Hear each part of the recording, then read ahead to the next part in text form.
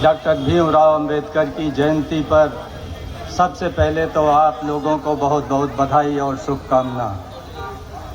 मैं आयोजकों का आभारी हूं कि उन्होंने बुलाया और आपके बीच ये पूरा आज जो बरेली में जयंती का इतना खुशनुमा माहौल है, इतना उल्लासपूर्ण माहौल है, ये देखकर लग रहा है कि बाबा साहब का विचार, उनका बताया रास्ता, उनका कारवां आगे बढ़ाने के लिए बरेली का समाज तैयार है और आगे दिन प्रतिदिन प्रगति होती रहेगी। ताली ताली।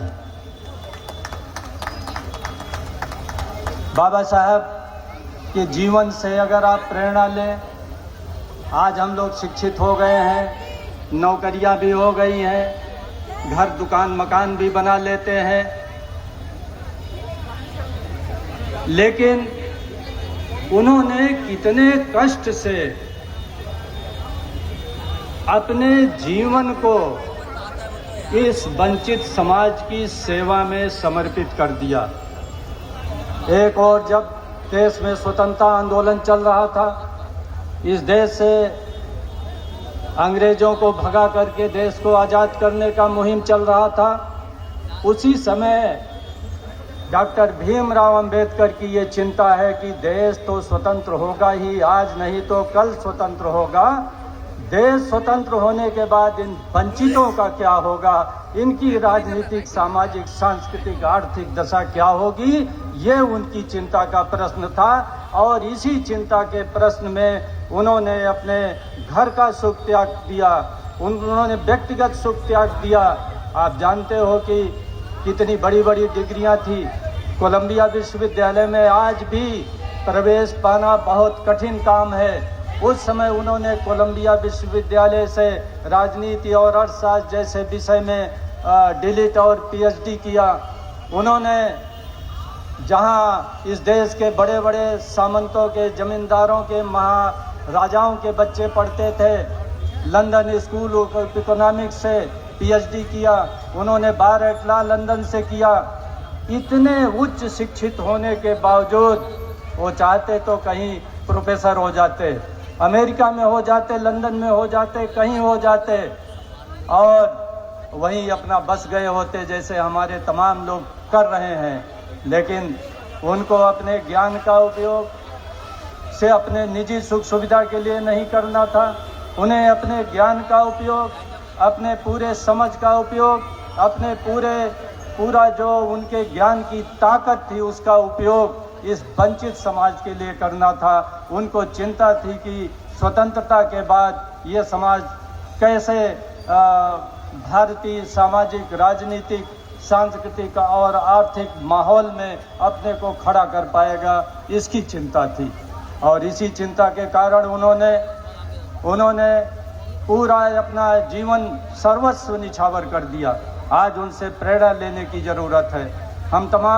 हमारे बीच तमाम लोग हैं। मैंने अभी कहा कि पढ़े लिखे हो गए हैं, पैसे वाले भी हो गए हैं, साधन संपन्न हो गए हैं। मैं एक बार लखनऊ में वहाँ अंबेडकर महासभा में बैठक हो रही थी। बड़े बड़े हमारे IAS, IPS, retired IPS, IRS तमाम लोग जुटे हुए थे, इंजीनियर, डॉक्टर, और बड़ी बड़ी व्यथाएं सुना रहे थे। हमने कहा ये व्यथाएं न सुनाइए, आप डॉक्टर भीमराव अंबेडकर से सीखिए। आपने जो धन कमाया है, सही ढंग से कमाया है, गलत ढंग से कमाया है, उसका कम से कम 50% तो समाज पर अगर खर्च कर दीजिए तो ये समाज बहुत आगे बढ़ जाता। अगर हमारे बीच के लोग, आज शिक्षा की दुर्दशा है, हम सिर्फ रोना रो सकते हैं। प्राइवेट क्षेत्र में शिक्षा जा रही है, सरकारी स्कूलों की दुर्व्यवस्था है, और आज अगर हम शासन सत्ता में नहीं बैठ पा रहे हैं, ये अलग बात है, और वो एक अलग बात है, उस पर कभी अलग चर्चा हो सकती है।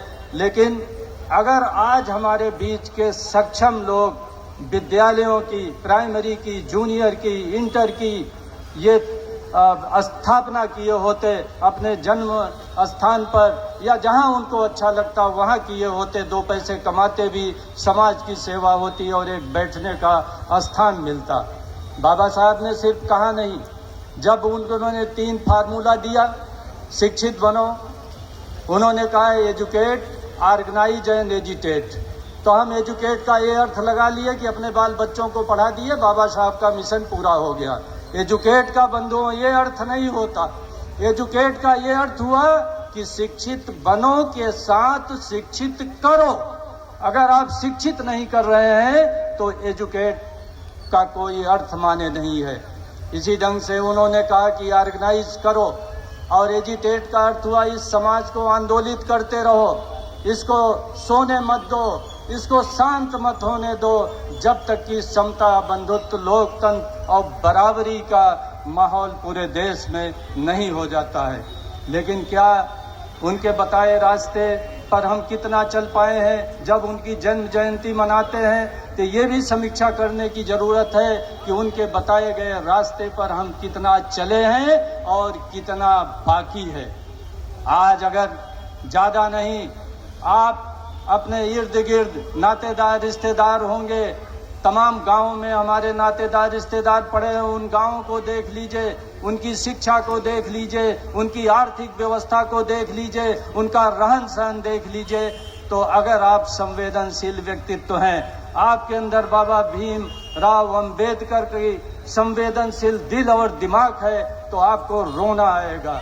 स्वतंत्रता के इतने साल बाद भी ये देश का जो बहुसंख्यक समाज है आज घोर गरीबी में, अशिक्षा में और बेरोजगारी में जिंदा है। आज भी तरह तरह की घटनाएं हो रही हैं आए दिन। आज भी तमाम देश के कोने में ऐसी घटनाएं हो रही हैं कि हम घोड़े पर चढ़ करके बारात नहीं निकाल सकते। आज भी तमाम ऐसी समस्याएं हैं कि पानी पीने को लेकर कई जगह हत्याएं हो गई। तो ये अभी भी बहुत कुछ नहीं प्राप्त हुआ है। ये जैसे कहेंगे जो बाबा साहब